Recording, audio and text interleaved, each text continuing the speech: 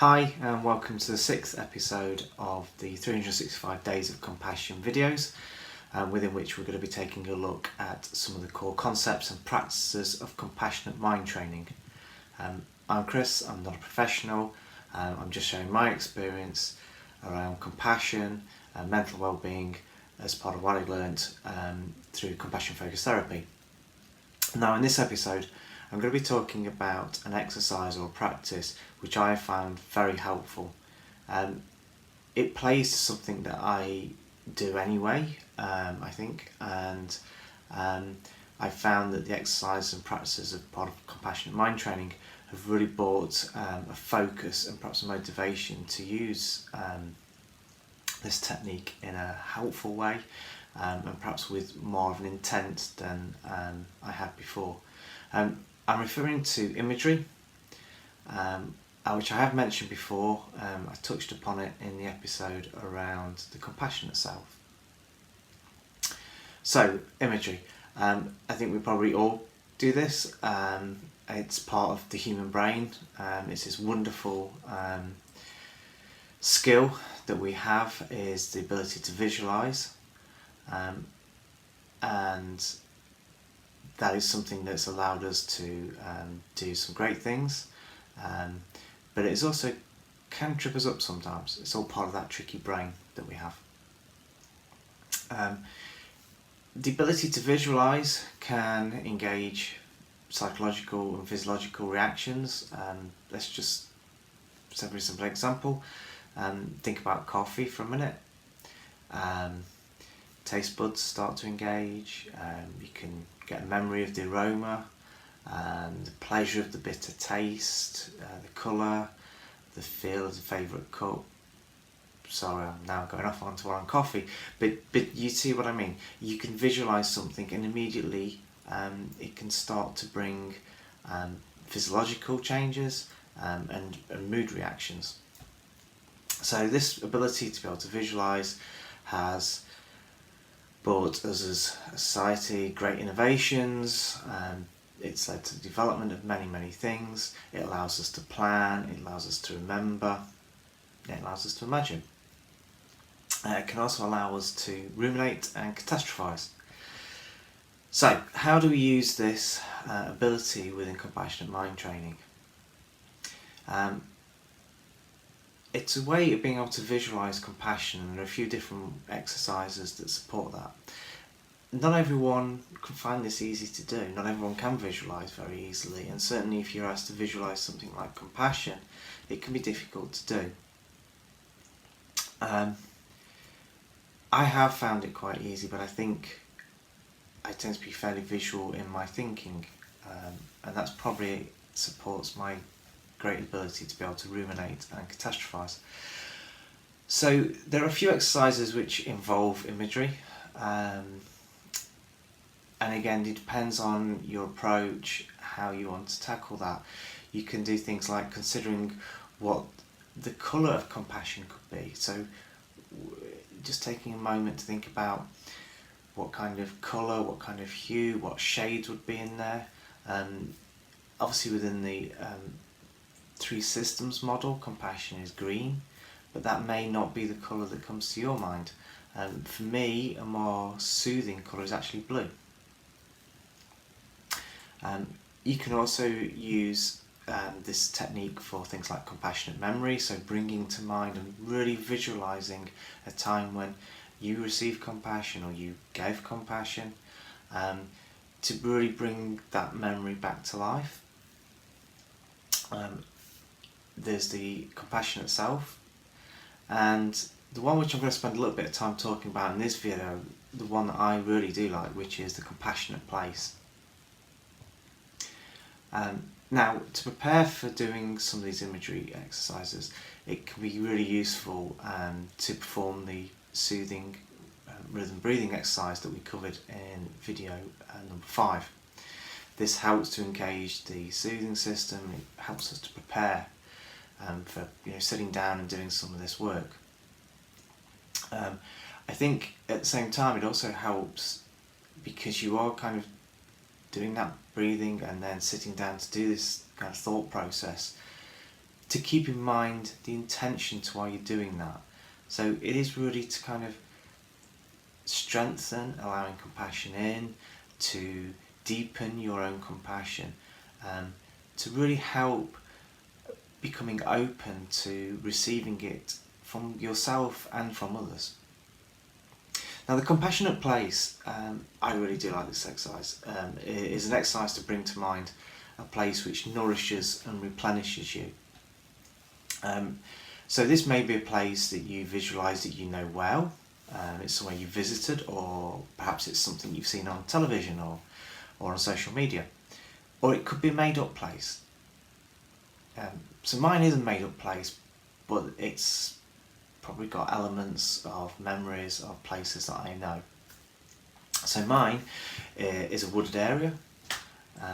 It's got tall, narrow trees. There'll be ferns amongst the undergrowth. Somewhere just out of sight, there's a bubbling brook, and there's dappled light coming through the canopy of the trees. It's a coolish temperature, so probably early spring, and there's a little bit of faint bird song. So I'm sharing that because what I'm trying to indicate is it's not just about the visual piece. So you'll notice that I talked there that I could hear the birds, you can feel the breeze. I think the more that you can bring all of the kind of senses into that, so trying to imagine what the smell of the wooded area is, what those bird songs are, to hear that brook, to feel the faint breeze. I think that's really, really important to help build the visual image, and to really support the purpose of it, which being that kind of nourishing, soothing place. Now, it's really important that this doesn't have to be perfect. It's not something to get right. This is something to help you, and the place will be very personal and meaningful to you. So you shouldn't be influenced by thinking what it should be like, what you should be imagining. It should be a wooded area, or it should be a beach, or it should be on a mountainside. It's down to what you find to be that kind of nourishing and replenishing environment. I really do find doing the breathing exercise and then this compassionate place exercise a brilliant way of grounding, especially at times when you become aware that threat and or drive systems are in full-on mode.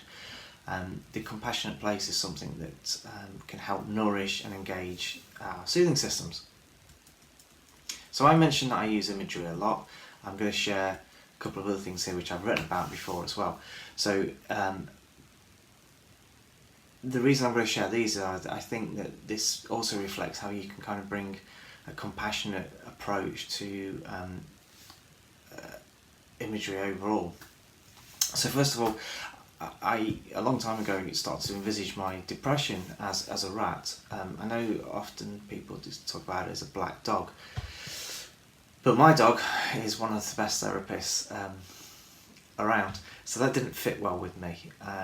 And this idea of this rat that can scuttle around my head, sometimes it's quiet, sometimes in the corner, sometimes it's running on its wheel, and sometimes it's just running and running and running around everywhere.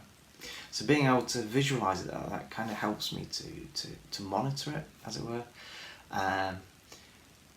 and it kind of builds a relationship with it, if that doesn't sound weird. Someone suggested the other day when I was chatting this through with them, a beautiful additional bit which I hadn't really considered before, which is when the rat is very active, perhaps some of these things that I'm doing, I'm kind of feeding it compassionate cheese, and I absolutely love that additional concept.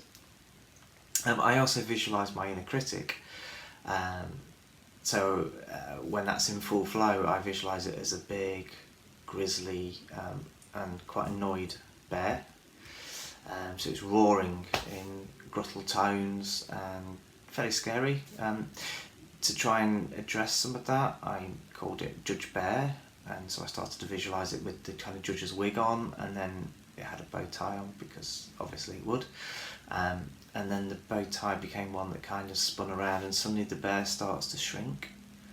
And when I wrote about this in the blog, and this is one of the great things I love about when you kind of share things and someone responds, somebody said, well, have you considered going one step further and actually the bear becomes more like a teddy bear?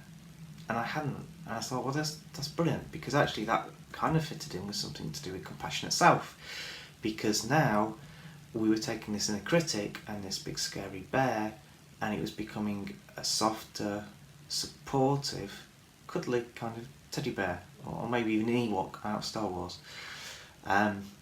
So therefore it was turning this inner critic into kind of an inner encourager, and therefore more compassionate.